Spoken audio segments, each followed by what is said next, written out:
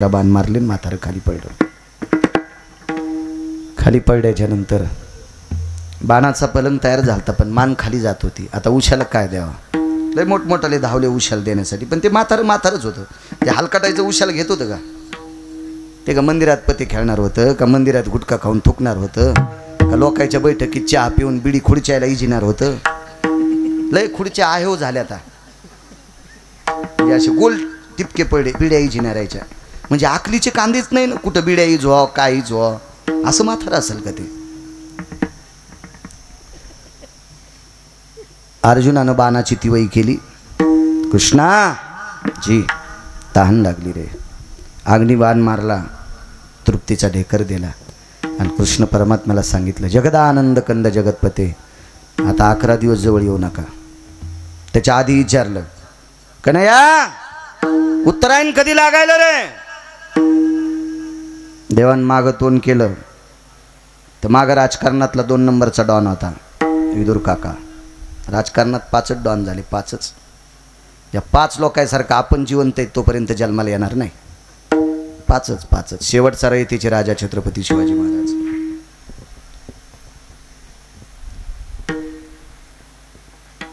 विदुर काका होते, बाजूला संजय होता. व्यासांची कृपा होती संजयवर. व्यास कृपा दीपकू संजय जहाला.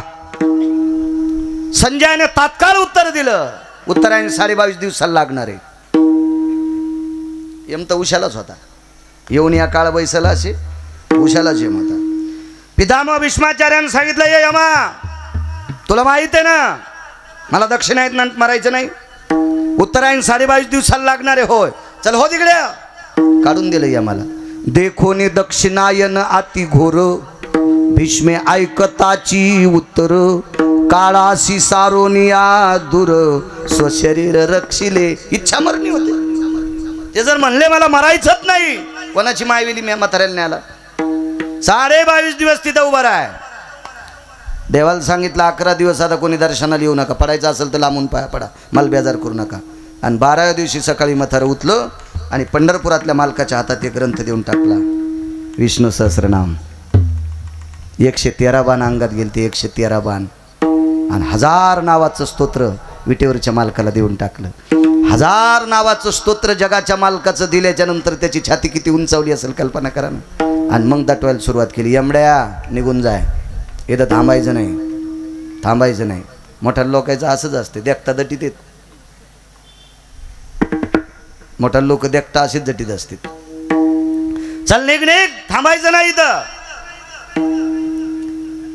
21 दिवस झाल्यावर यम पुन्हा आला. भगवंतानं सांगितलं, मूर्खा तुला सांगितलं नाही थांबायचं नाही म्हणून, कशाला आला इथं? असंच दटीत असते. मला एकदा 27,000चा चेक आलता. BDOकडे गेलो, त्याला म्हणलं साहेब याच्यावर सही करायची. आपण गिरगावकर का? हो, फार दिवसापासून ऐकतोय, प्रवासात मोबाईलवर तुमचंच कीर्तन ऐकतो महाराज. वा वा, आमची घरची पण ऐकतात. अरे म्हणलं आपलं काम झालं गडे, इतका आपल्याला ओळखीतो म्हणलं सही करतो व्हिडिओ, काय हरकत आहे. बेल वाजलं, हे इकडे महाराज चहा नाही, काळा दूध. म्हणलं मी काही बोक्या नाही दूध घ्यायला, दूध नाही घेत. ग्रीन टी नाही, काहीच नको. असं कसं महाराज, आमच्या ऑफिसला आले तुम्ही आणि चहा नाही, दूध नाही, कॉफी नाही, असं कुठं असतं का? म्हणलं काय नाही साहेब, सही नाही. म्हणले आज नाही, परवाला करतो. म्हणलं काय साहेब पेन नाही, पेनीचा काय विषय नाही, तुम्हाला नंतर बोलतो म्हणे, परवाला करतो. मग परवाला मी गेल्यावर त्यांनी सांगितलं महाराज 5,000 रुपये द्यावं लागतील. म्हणलं मी महाराज आहे. ते म्हणले तुम्ही जरी महाराज असले तरी मी पण, मला पण पप्याची माय आहे, पप्या आहे, सगळ्या गोष्टी आहेत. तर मी म्हणलं साहेब तुम्हाला शासनाचा पगार आहे. नाही ते असू द्या ना, काय हरकत नाही, काही विषय नाही म्हणले, पण 5,000 द्यावं लागतील. म्हणलं आपल्याला शासनानं 27,000चा चेक दिला आणि BDOला कशा करता 5,000 द्यायचे. मी वापस आलो, पण 2-3 दिवसाला पुन्हा केलं, महाराज माफ करा, तुम्ही महाराज आहे, तुमचा आदर करतो, नाही तर बाहेर चिठ्ठी आल्याशिवाय मी मला कोणाला बोलित नाही, आणि तुम्ही आलात त्याबद्दल तुमचा आदर आहे, त्याबद्दल काय नाही, पण 5,000 लागतील. मग मी मोठ्या पुढाऱ्याकडे गेलो, ढवळ्या कपड्यावाल्याकडे. मग त्यानं म्हणलं असा चेक आहे.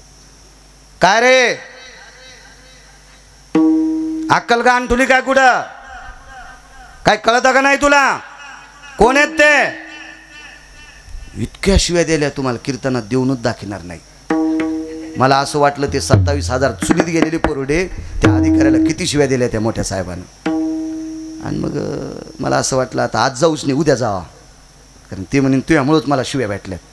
दुसऱ्या दिवशी गेलो म्हणलं महाराज या या या या महाराज या, 7,000 आणले का? म्हणलं साहेब 5,000 होतं ना. नाही म्हणले. आणि साहेब बोलले काय नाही साहेबांनी तुमच्या देखता शिव्या दिल्या आणि तुम्ही उठून गेल्यावर मला लगेच फोन लावला 2,000 आगाव घे म्हणून. हे असंच असतं मोठ्या लोकांचं. आणि संघ फिरणाऱ्याला वाटते आपल्यालाच खांद्यावर हात टाकी ते तुला दाबायसाठीच हात टाकलाय. विठाला विठाला विठाला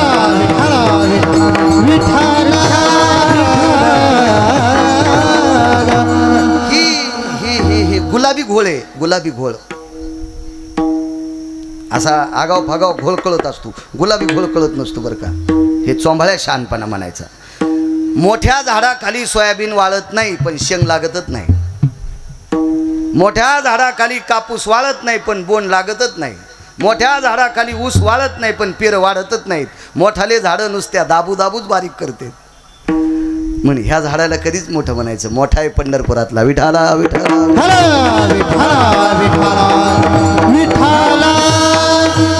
आणि तो पंढरपुरातला मालक यमाला दाटवायला लागलाय. यमाला दाटवायलाय.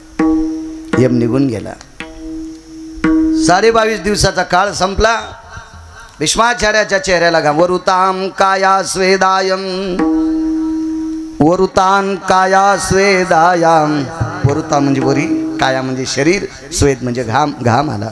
तव विंझने वारितसे नारायण. विंझन म्हणजे पंखा. पंढरपुरातला मालक भीष्माचार्याला रुमालाने वारं घालीत होता. घाम जिराला, कपाळाचा नाही जिराला. 2-3 मिनिटं शिल्लक आहे. 22.5 दिवस होण्याला. देवाने इकडे तिकडे पाहिलं तर यम दिसत नव्हता. भीष्माचार्यानं सांगितलं कन्हैया कपाळाचा घाम पुसत नाही रे. काय केल्यानं घाम पुसेल? तेवढ्यामध्ये अर्धा पाऊण सेकंद शिल्लक आहे. तेवढ्या अवकाशात एक जण आला आणि रुमालानं कपाळाचा घाम पुसला. तेवढ्या अवकाशात 2-1.5 सेकंद आयुष्य शिल्लक. तितक्या याच्यात स्मित हास्य केलं. देवाने विचारलं हास्य अति को भवा, हा कशा करता हसलात? काय कारण आहे हसण्याचं? भीष्माचार्य सांगतात कन्हैया माझ्या देखता किती यमाला दटिलस रे.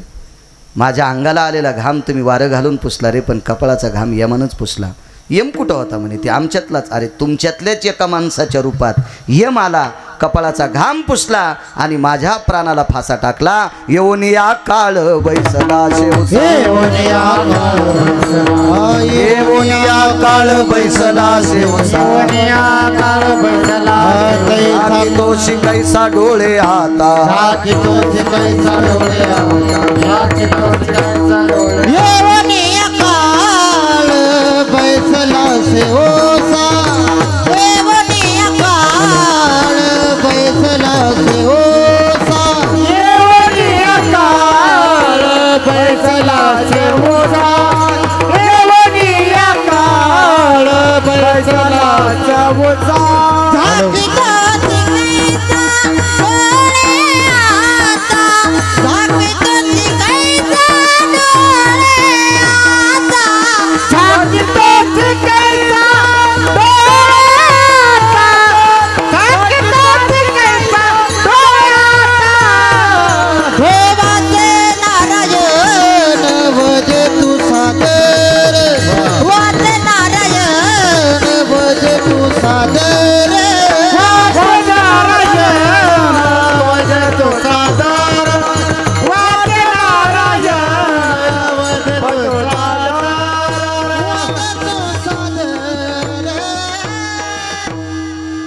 मिनिटं वेळ शिल्लक राहिले. फक्त 10 मिनिटं शिल्लक घेतो.